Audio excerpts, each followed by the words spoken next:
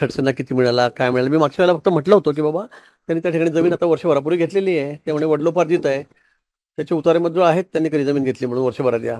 तो जो रस्ता होतोय त्या ठिकाणी खडसे साहेबांनी आता वर्षभरामध्ये जमिनी घेतलेल्या आहेत रस्ता होतोय म्हणून.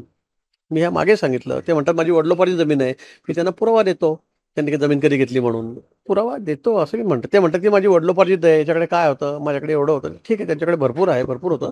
पण जो रस्ता तर तिथून ते म्हणतात जातोय, तिथली जमीन जी आहे ती त्यांनी आता घेतलेली आहे. माझ्या खडसे कुटुंबियाकडे 1950च्याही आधीपासून जवळपास 1,200 एकर जमीन होती आणि माझ्या नावावर जमीन जी आहे ती 1959 पासून आहे. मी 7 वर्षाचा असताना जे उतारे माझ्याकडे आहे, देतो तुम्हाला उतारे. 1959ला 7/12चा उतारा हा माझ्या नावचा आहे. ज्यावेळेस मी अज्ञान पालन म्हणून माझे वडील लागले आणि मी त्यावेळेस फक्त 7 वर्षाचा होतो. आम्ही गिरीश महाजनांसारखे एखाद्या पेन्शनर शिक्षकाचे चिरंजीव नाही, एका जमीनदाराचा चिरंजीव आहे.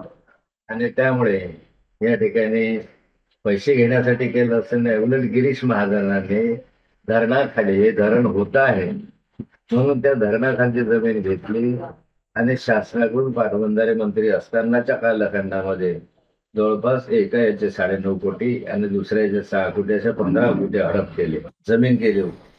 सरकारी त्यावेळेस मंत्री असताना आपल्या सत्तेचा दुरुपयोग केला आणि त्या माध्यमातून त्यांनी सांगावं खरं आहे का खोटं आहे, कुठली जमीन होती. हे तर त्याच्या वडिलांची किंवा ह्याच्या नावावर जमीन आधी होती का.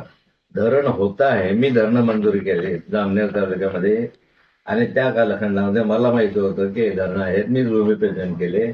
त्या कालखंडामध्ये ह्याने जमीन घेतली आणि मग त्याच्यावर कोट्यावधी रुपये त्याच्यात फळझाडं वगैरे लावून कोट्यावधी रुपये घेतले. ही वस्तुस्थिती आहे. सत्य असलं चौकशी करावी या गोष्टीची. आणि मग आपलं ठेवायचं झाकून आणि दुसऱ्याचं काय म्हणतात ते पाहायचं वाकून, ही प्रवृत्ती गिरीश बरी नाही आहे. तुम्हाला लागलं ते उतारे बघायला या. इथं 1959चे उतारे आहे. त्यावेळेस हा तालुका सुद्धा झालेला नव्हता. मुक्ताई नगर तालुका नव्हता, हैदराबाद पेठा होता त्यावेळेस. त्यापासून जमीन आम्ही वडिलोपार्जित आमच्याकडे इस्टेट आहे असं नाही आहे. हे या पेन्शनधारी गिरीश महाजनांकडे, वडिलांकडे, त्यांचे वडील शिक्षक होते, भाड्याच्या खोलीत राहत होते. गिरीश महाजन भाड्याच्या खोलीत राहत होता, आमदार होईपर्यंत भाड्याच्या खोलीत राहत होता. आणि ते कोट्यावधी रुपयाची मालमत्ता एकाएकी आली कसून, कुठून आली मालमत्ता. काय चमत्कार झाला की एकाएकी एवढी प्रॉपर्टी आली, खुलासा केला पाहिजे.